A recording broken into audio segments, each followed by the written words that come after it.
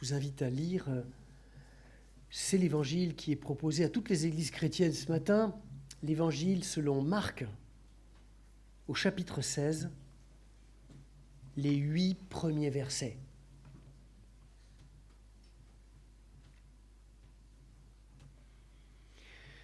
Lorsque le sabbat fut passé, Marie-Madeleine, Marie, mère de Jacques, et Salomé achetèrent des aromates pour venir l'embaumer.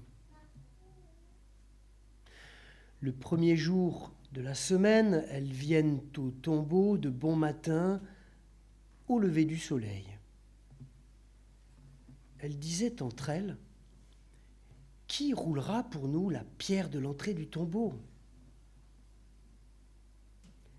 Levant les yeux, elles voient que la pierre, qui était très grande, a été roulée.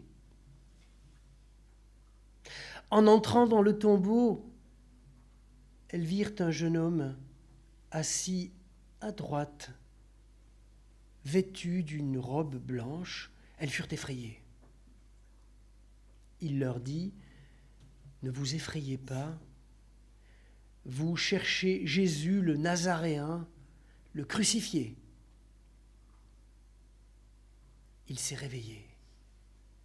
Il n'est pas ici. Voici le lieu où on l'avait mis. Mais allez dire à ses disciples et à Pierre qu'il vous précède en Galilée. C'est là que vous le verrez, comme il vous l'a dit.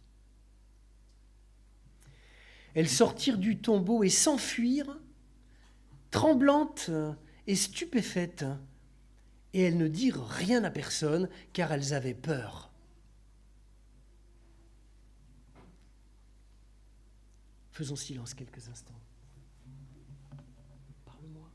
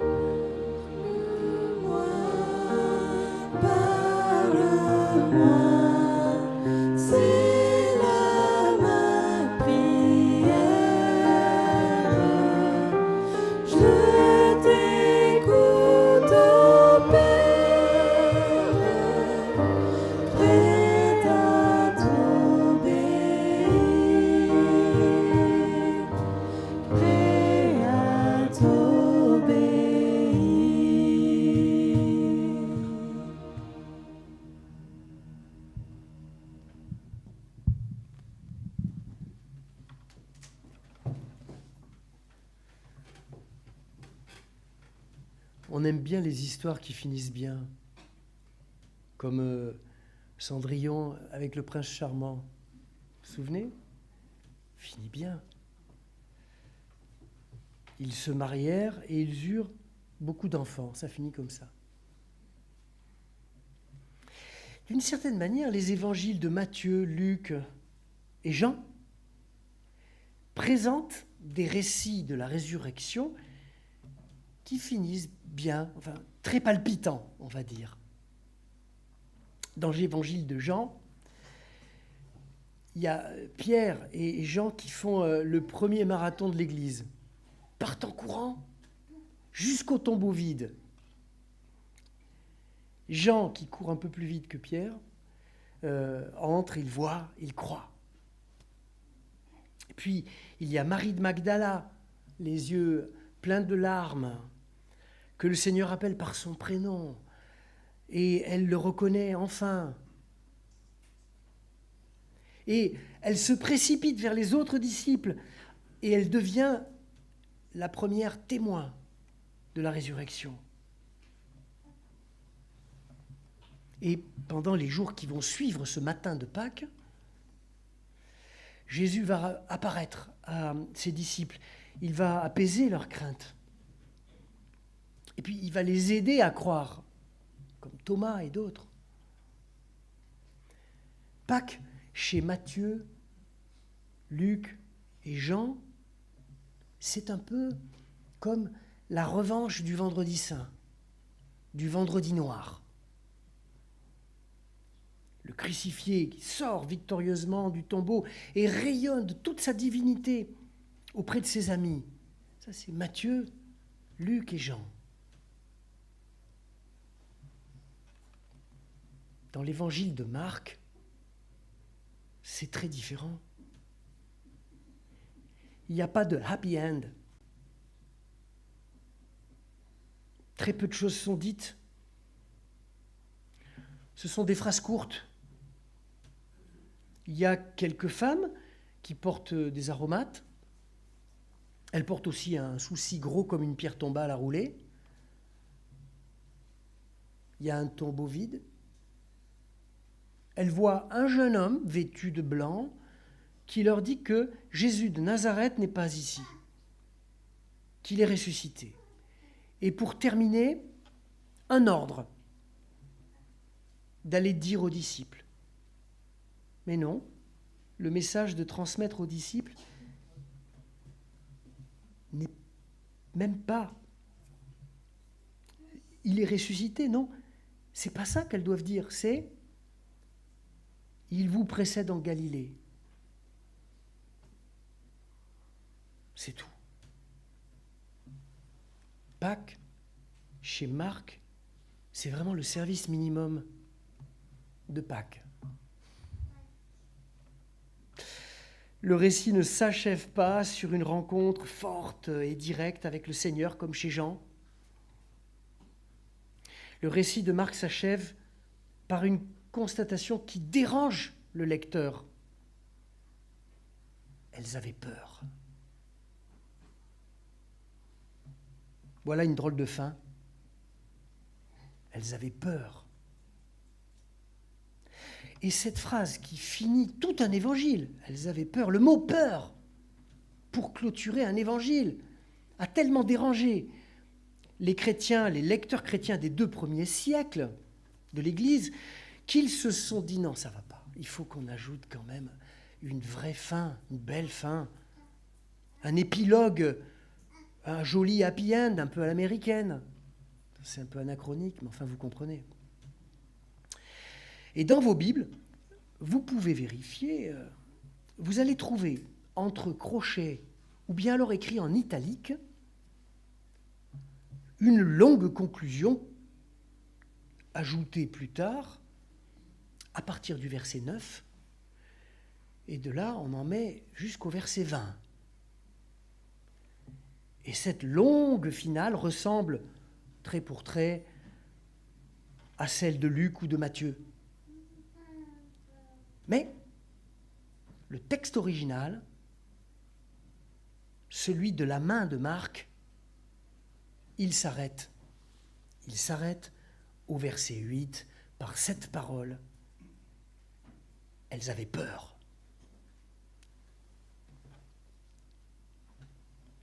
Non pas elles eurent peur en disant on est déjà dans l'après, on raconte ce qui s'est passé mais ça s'est dépassé. Non, elles avaient peur comme pour dire que c'est un état qui est là et qui s'installe et qui va durer. Et la question est celle que je me pose, peut-être vous aussi, mais pourquoi ces femmes ont-elles peur ? Peur de quoi ? Eh bien, elles ont peur parce que le tombeau est vide. Et parce que le vide fait toujours peur. On a peur du vide, on remplit toujours. Dans une discussion où il y a des silences, on est un peu dérangé, alors on parle. On n'aime pas le vide. Et quand on a du chagrin, on pleure, on sort les mouchoirs, on s'agite. Puis si ça fait beaucoup souffrir, on prend un cachet. Et avec nos morts, on sait très bien comment faire. À Madagascar, oh là là, il y a des rituels incroyables. On se retrouve en famille pour embaumer le corps, on donne, ou bien on reçoit les condoléances. On fait graver une plaque, on chante, on prie, on pleure, on raconte des tas de choses sur l'histoire de la vie du défunt. On s'occupe aussi beaucoup des papiers de la succession, ça prend beaucoup de temps. La mort, c'est un travail à plein temps. Et ce matin-là, face au tombeau, il n'y a rien, que le vide, l'impensable. Et devant l'impensable, devant l'inimaginable, que fait-on ? C'est très difficile de répondre à cette question 2000 ans plus tard. Parce que ça fait 2000 ans que nous entendons et répétons à chaque fête de Pâques que Christ est ressuscité. Et cela nous fait autant d'effet que si l'on nous disait qu'il va faire beau demain. Quoique, avec le temps qu'on a ces temps-ci, ça peut nous faire quand même pas mal d'effet. Eh bien, Marc nous dit la vérité ce matin, une vérité simple et difficile à entendre. Avant de chanter, de crier de joie, avant de célébrer, comment ne pas te louer, Pâques, c'est premièrement, essentiellement, une grande frousse. C'est la peur de ta vie, mon frère, ma sœur. Non seulement ces femmes ont peur, mais vous entendez, elles ne disent rien à personne. Elles désobéissent. Pourquoi ce silence ? Bien parce que la peur paralyse. Voilà le premier effet de Pâques, la peur, le silence, la paralysie. On attendait un roi, et c'est un serviteur qui est venu. On attendait un vainqueur, et c'est un crucifié qui a tout renoncé à tout, à la puissance, aux honneurs, à la vie elle-même qui est donnée. Et quand on s'attend enfin à le trouver vraiment pour la première fois, à sa place, au tombeau, mort, là c'est sûr, il n'y aura pas de malentendu. Il a disparu. L'évangile est un total malentendu. C'est une folie qui donne le vertige. Et comme tout signal à ce malentendu, un jeune homme est là pour nous donner rendez-vous en Galilée, en précisant, c'est là qu'il vous attend. Quand nous avons vécu au Liban, avec Christine, la Galilée, c'était juste derrière des hautes palissades, à la frontière sud. Des lieux où s'échangent aujourd'hui, tous les jours, des tirs de roquettes. Il y a des morts.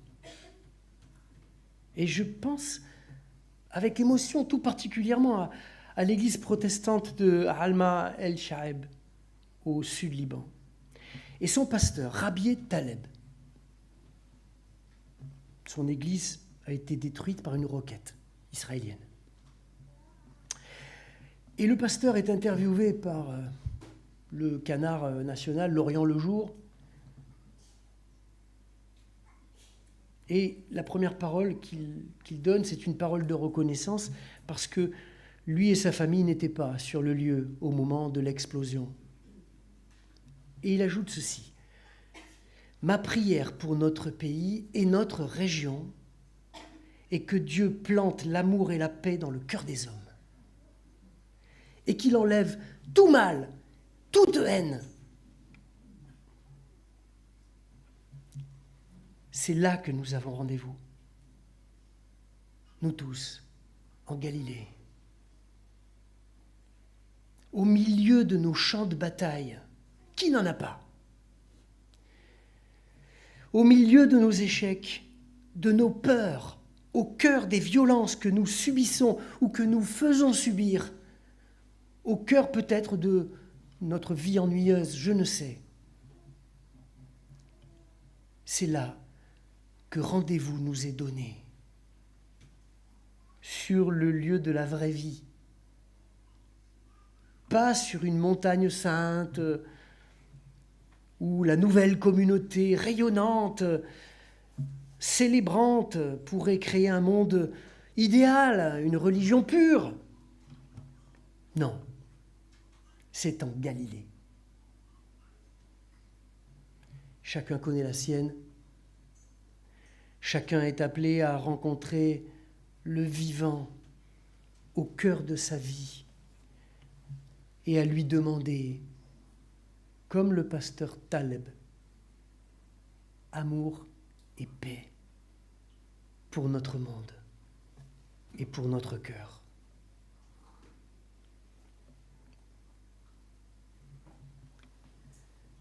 C'est un retour à la case départ qui nous est demandé, oui. Mais quelque chose a changé. Notre Galilée n'est plus tout à fait la même. Quelque chose a changé, on ne reconnaît plus exactement la Galilée. Pourquoi ? Parce que nous n'y sommes plus seuls. Il nous y donne rendez-vous, il est là, présent. Nous ne sommes plus seuls livrés à nos peurs, à nos désirs de vengeance, à nos fatalités, à nos blessures, à nos lectures de nous-mêmes et des autres et de Dieu. Il s'y trouve quelqu'un dans notre Galilée, le Christ, l'absent du tombeau, le vivant, le marcheur de Galilée. Il nous donne rendez-vous là. Et ça peut tout changer. Celui qui est censé être mort nous appelle à la vie. Il nous invite maintenant à reprendre le chemin de notre vie, à recommencer, à revisiter notre histoire, celle de notre monde en souffrance, et d'exposer tout cela à la lumière de Pâques. Le Seigneur nous précède en Galilée. Retour à la case départ. Oui, mais la vie promise là-bas, c'est la vraie vie. C'est pas un royaume dans le ciel.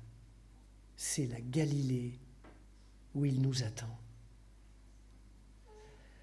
Jésus de Nazareth, celui que nous avons vraiment connu, c'est lui qui nous y attend. Il n'y a pas de doute possible. C'est celui avec qui nous avons marché, mangé, ri, pleuré.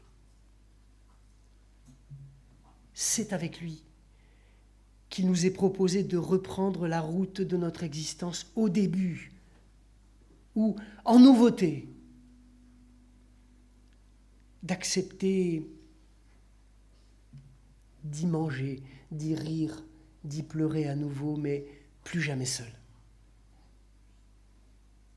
Là, au creux de l'expérience humaine, il se fraye un chemin, le ressuscité. Il nous y attend, nulle part ailleurs que là, au cœur de notre existence.